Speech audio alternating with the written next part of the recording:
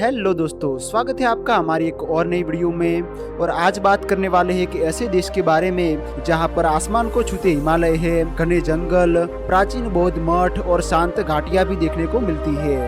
एक ऐसा देश जहां पर प्लास्टिक के उपयोग पर सख्त मनाही है, जहां जंगलों की रक्षा संविधान में लिखी है और यहाँ पर विकास का मतलब सिर्फ ऊंची इमारतें नहीं बल्कि लोगों का बेहतर जीवन माना जाता है।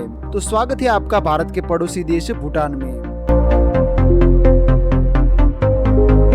भूटान दक्षिण एशिया में स्थित एक छोटा लेकिन बेहद ही खूबसूरत हिमालयी देश है। इसके एक तरफ चीन है तो दूसरी तरफ भारत। भूटान का कुल क्षेत्रफल लगभग 38,300 वर्ग किलोमीटर है।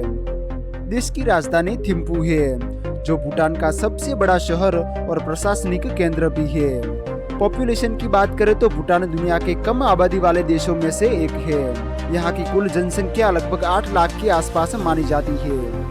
देश की अधिकांश आबादी पहाड़ी क्षेत्रों और छोटी छोटी घाटियों में रहती है। इस देश की आधिकारिक भाषा जोंगखा है, लेकिन अंग्रेजी भी शिक्षा और सरकारी कार्यों में व्यापक रूप से उपयोग की जाती है। यहाँ का मुख्य धर्म व्रजियान बौद्ध धर्म है, जिसने देश की संस्कृति, परंपरा और जीवन शैली पर गहरा प्रभाव डाला है। भूटान की सबसे बड़ी पहचान इसकी सोच है। दुनिया के अधिकांश देश अपनी सफलता को जीडीपी से मापते हैं, वहीं पर भूटान ने दुनिया को ग्रॉस नेशनल हैप्पीनेस का अनोखा विचार दिया है। यहाँ सरकार केवल आर्थिक विकास पर नहीं बल्कि लोगों की खुशहाली, पर्यावरण संरक्षण, सांस्कृतिक विरासत पर ध्यान देती है। यही कारण है कि भूटान को दुनिया के सबसे शांत, स्वच्छ और पर्यावरण के प्रति जागरूक देशों में गिना जाता है। हिमालय की गोद में बसा यह छोटा सा देश ऊंचे बर्फ से ढके पर्वतों, गहरी घाटियां, घने जंगलों और तेज बहती नदियों के लिए जाना जाता है। देश का अधिकांश भाग पूर्वी हिमालय में स्थित है, जहां ऊंचाई 200 मीटर से लेकर 7,000 मीटर से भी अधिक तक पहुंच जाती है। भूटान की सबसे ऊंची चोटी गांगखर पेयनसुम है, जिसकी ऊंचाई लगभग 7,570 मीटर है। खास बात यह है कि इसे दुनिया का सबसे ऊंचा अनारोही पर्वत माना जाता है। भूटान का लगभग 70% हिस्सा जंगलों से ढका हुआ है, जिनमें हिम तेंदुआ, लाल पांडा, बंगाल टाइगर, टाकिन जैसे दुर्लभ वन्य जीव पाए जाते हैं। देश की प्रमुख नदियां वांगचू, मोचू, फोचू और मानस नदी हिमालय से निकलती है। ये नदियां न केवल कृषि बल्कि जल विद्युत उत्पादन में भी महत्वपूर्ण मानी जाती है। भूटान की लगभग आधी आबादी आज भी कृषि और पशुपालन से जुड़ी हुई है। देश के पहाड़ी इलाकों में सीढ़ीदार खेतों में खेती की जाती है। यहाँ पर मुख्य रूप से चावल, मक्का, गेहूं, आलू, संतरा, सेब और लाल चावल की खेती की जाती है। साथ ही ग्रामीण इलाकों में यहाँ पर याक, गाय, भेड़ पालन भी लोगों की आय का प्रमुख स्रोत है। भूटान की अर्थव्यवस्था दुनिया के बड़े देशों की तरह विशाल नहीं है। इस देश की अर्थव्यवस्था कृषि, पर्यटन, वानिकी और सेवा क्षेत्र पर आधारित है। देश की तेज बहती हिमालयी नदियां बिजली उत्पादन का सबसे बड़ा स्रोत है। भूटान अपनी जरूरत से अधिक बिजली पैदा करता है और इसका बड़ा हिस्सा भारत को निर्यात करता है। यह देश की आय का सबसे महत्वपूर्ण स्रोत है। भूटान का इतिहास लगभग 1200 वर्षों से भी अधिक पुराना माना जाता है। सदियों तक यह क्षेत्र छोटे छोटे बौद्ध राज्यों में विभाजित रहा। 17वीं शताब्दी में विभिन्न क्षेत्रों को एकजुट करके आधुनिक भूटान की नींव रखी गई। 1907 में युग्यन वांगचुक भूटान के पहले राजा बने और वांगचुक राजवंश की शुरुआत हुई। भूटान का भोजन सरल लेकिन स्वाद से भरपूर होता है। यहाँ का सबसे प्रसिद्ध व्यंजन एमा दासची है, जिसे देश का राष्ट्रीय व्यंजन माना जाता है। यह हरी या लाल मिर्च और स्थानीय चीज से बनाया जाता है। इसके अलावा लाल चावल, फाक्सापा, मोमो, जाशा मारू और मक्खन वाली सुजा भी यहाँ की लोकप्रिय व्यंजन है। भूटान एक पहाड़ी देश है, इसीलिए यहाँ पर परिवहन व्यवस्था विकसित करना आसान नहीं था। फिर भी पिछले कुछ दशकों में देश ने सड़क और हवाई परिवहन के क्षेत्र में काफी प्रगति की है। भूटान में सड़क परिवहन सबसे इम्पोर्टेंट है। देश के लगभग सभी प्रमुख शहर थिम्पू, पारो, पुनाखा आधुनिक सड़कों से जुड़े हुए हैं।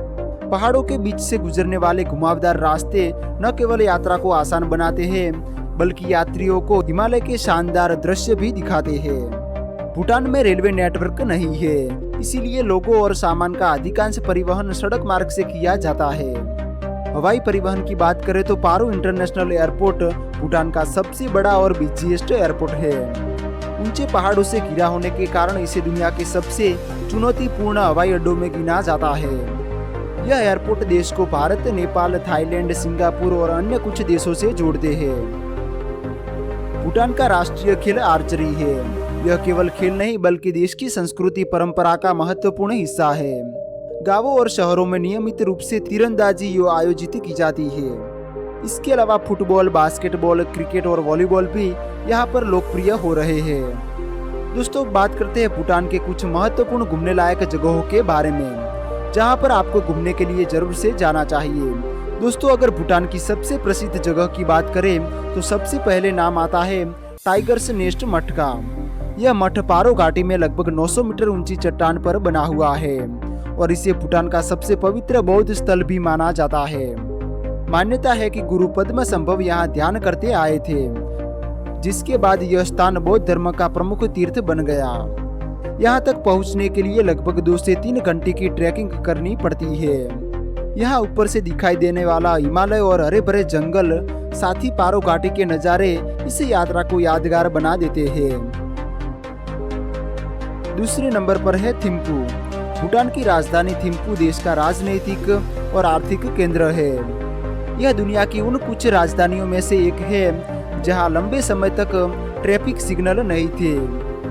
यहाँ स्थित बुद्ध की विशाल प्रतिमा, ताशिचो जोंग मेमोरियल चोट्टेन और हस्तशिल्प बाजार पर्यटकों के लिए बेहद ही लोकप्रिय है। तीसरे नंबर पर है पुनाखा जोंग। पुनाखा जोंग भूटान की सबसे खूबसूरत ऐतिहासिक इमारतों में से एक है। यह मोचू और फोचू नदियों के संगम पर स्थित है और अपनी शानदार भूटानी वास्तुकला के लिए भी काफी प्रसिद्ध है। कभी यह भूटान की राजधानी हुआ करता था और आज भी यह धार्मिक एवं सांस्कृतिक दृष्टि से बेहद ही महत्वपूर्ण है। पुनाखा जोंग भूटान आने वाले हर टूरिस्ट की यात्रा में शामिल होता है। इसके अलावा भी भूटान में आप फोबजिका वैली, दोचुला पास, बुद्धा दादेनमा, बुमथांग वैली, पारो वैली, थिम्पू, हा वैली जैसी जगहों को भी विजिट कर सकते हैं। तो दोस्तों, ये था छोटा लेकिन काफी खूबसूरत देश भूटान। उम्मीद करता हूँ आपको वीडियो पसंद आया होगा। वीडियो को लाइक करके चैनल को सब्सक्राइब कर लीजिए। तो मिलते हैं एक और नई वीडियो के साथ।